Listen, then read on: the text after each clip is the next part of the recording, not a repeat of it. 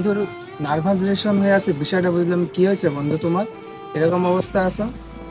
কিছুই না বন্ধু। তাই বললে হয়? কিছু হয়নি? আমরা সে নেংটাকালের বন্ধু। আজ থেকে তোমার সাথে আমি জানি।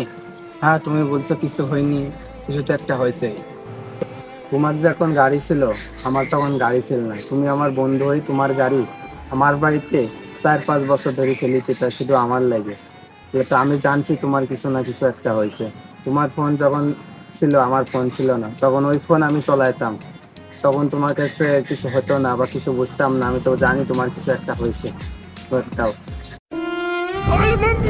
আমি জানি আমার বিয়ে হওয়ার আগে তুমি সাদিকাকে পছন্দ করতা।